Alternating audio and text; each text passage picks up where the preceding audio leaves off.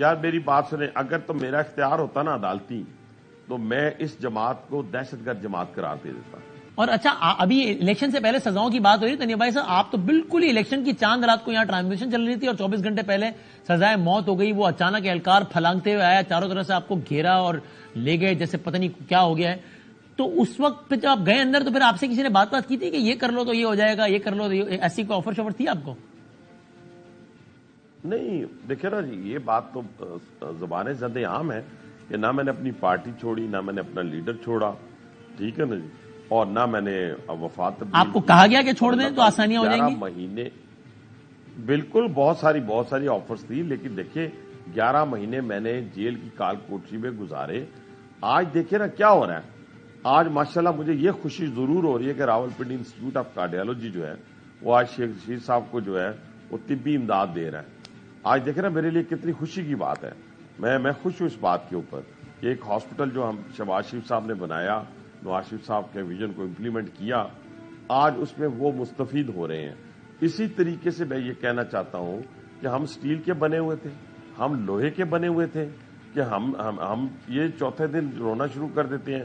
کوئی کانسٹیبل کے گلے لگ کے روتا ہے، کوئی امی کو یاد کر کے روتا ہے، کوئی ابو کو یاد کر کے روتا ہے، کوئی بچوں کو یاد کر کے روتا ہے. میں آدھے گھنٹے کی آزمائش کی پناہ مانگ کے بات کرتا ہوں. بنیادی وجہ کیا ہے، یہ کیوں روتے اور ہم کیوں نہیں روئے؟ ہم کمیٹڈ تھے ایک کاز کے ساتھ، ہم ایک کاز کے ساتھ منسلک تھے. ہمیں پتا تھا کہ اس راستے میں یہ مصائب آئیں گی، اس کا سامنا کرنا ہے، اور اللہ تعالیٰ استقامت دیتا ہے، وہ ہمت دیتا ہے. جب آپ سچائی پہ کھڑے ہوں، دیانت پر کھڑے ہوں، جب آپ چوں چوں کا مربع ہو، آپ کا کوئی نظریہ نہ ہو، آپ کی کوئی سوچ نہ ہو، تو پھر اسی طرح ہوتا ہے کہ آپ یا تو آپ بھاگ جاتے ہیں یا گاڑیوں کے دروازے بند. عجیب مخلوق دیکھی ہے میں نے، جو گاڑیوں کے دروازے بند کر لیتی ہے، کہتی ہے کہ جناب صاحب مجھے گرفتار نہ کرو. کوئی دروازے اندر سے بند کر لیتا ہے. ہم بھی پولیٹیکلی 7-8 دفعہ گئے ہیں جیل میں. یار یقین مان، ہمیں پتا ہوتا تھا، ہم اپنے آپ کو بچاتے تھے، لیکن اگر سامنے کوئی آ جاتا تھا تو اپنی عزت خود اپنے ہاتھ میں ہوتی تھی. ہم آرام سے گاڑی میں بیٹھ جاتے تھے، جیل چلے جاتے تھے. 60 دن رہے، 70 دن رہے. ہم نے تو 25 سال قید سن کر، آپ نے دیکھا ہے وہ جب اہلکار پھلانگ رہے تھے تو اس 25 سال قید میں اپنے لوگوں کو منع کر رہا تھا، اور مجھے پتا تھا کہ اس نظام نے مجھے سزا دی ہے، یہی نظام مجھے ریلیف دے گا. مجھے ہندوستان کا نظام یا برطانیہ کا نظام ریلیف نہیں دے گا. اور وہ بہت ایک عجیب سا ایک معاملہ تھا. اس سے بھی یعنی اس وقت لگ رہا تھا کہ فیصلہ ایک دم الیکشن سے پہلے لانے کا مقصد یہ ہے کہ الیکشن سے آؤٹ کرنا ہے آپ کو.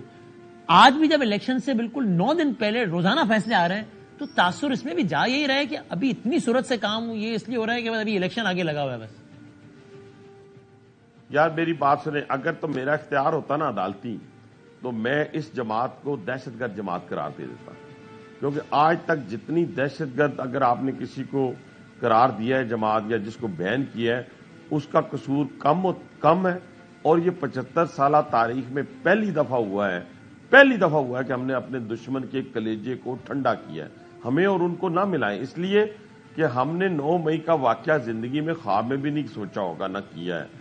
9 مئی کا جو واقعہ ہے اس کے لیے پوری دنیا میں جب ہمارا کور کمانڈر ہاؤس جل رہا تھا، جب ہمارے شہداء کے مجسمے توڑے جا رہے تھے، جب ہمارا وہ جہاز جلایا جا رہا تھا، توڑا جا رہا تھا، وہ حمزہ کیمپ پہ حملہ ہو رہا تھا، اپنا اسی طریقے سے GHQ پہ حملہ آور تھے، تو یہ کوئی ایک دن کی بات تو نہیں تھی نا اپنا بادامی.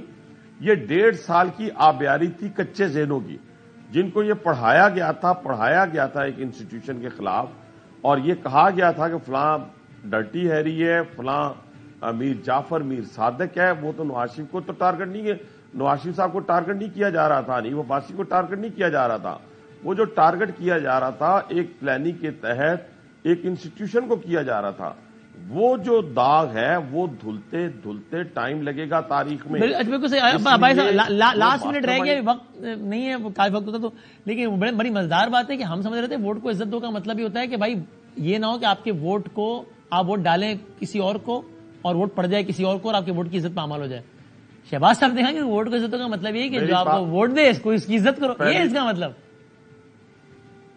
نہیں. سنیں میں بتاتا ہوں، ووٹ کی عزت یہی ہے، یہ ووٹ جو پڑے گا نا، جو یہ ڈیلی صبح 9:30 بجے میں نکلتا ہوں، 11:30 12 بجے 1 بجے تک گھر آتا ہوں. آفس آتا ہوں، گھر نہیں آفس آتا ہوں، تو اس کا مطلب یہ ہے کہ ووٹ جو ہے نا وہ ڈبے سے نکلے گا، اور وہ شیر کا نکلے گا، شیر کا ہوگا، کسی اور کا ہوگا تو اس کا نکلے گا. اس میں دوسری کون سی بات ہے؟ یہی عزت ہے، اور کون سی عزت لینی ہے آپ نے؟ ووٹ کی عزت یہی ہے نا کہ جس کا ووٹ ڈبے میں پڑے وہی ووٹ گنا جائے، اور وہی گنا جائے گا. ووٹ کو عزت ہوگا مطلب پچھلے الیکشن میں یہ نہیں تھا کہ ایک خلائی مخلوق ہوتی ہے وہ آپ کا ووٹ لے سکتی ہے، اس کو نہیں لینے دو اور آپ خود لے لو، پیرا دو، یہ نہیں تھا اس کا مطلب؟ دیکھیں میری بات سنیں، اگر تو ہم زبردستی کسی کو ہم ٹارگٹ کرنا چاہیں، یہ بڑی باتیں بڑی اچھی لگتی ہیں. خلائی مخلوق میری ٹرم تھوڑی ہے بھائی صاحب، نواز شریف صاحب کی ٹرم ہے. نہیں سنے تو صحیح نا، لاسٹ 10 سیکنڈ. دیکھیں نا، یہ بڑی اچھی باتیں لگتی ہیں، لیکن میں جو بات عرض کر رہا ہوں آپ کے ساتھ، اگر ہم مکس کر دیں گے نا 9 مئی کو اور یہ واقعات کو، تو پھر بات بنتی نظر نہیں آئے گی. میں کہتا ہوں کہ 9 مئی کا جو واقعہ ہے، اس کے جتنے ماسٹر مائنڈ ہیں، میں پھر دہرانے لگا ہوں، راول پنڈی کا جو دھرنا دیا گیا تھا، وہ راول پنڈی کی اپائنٹمنٹ روکنے کے لیے دیا گیا تھا، اور اس میں مشورہ جو تھا وہ شیخ رشید کا تھا، عمران خان.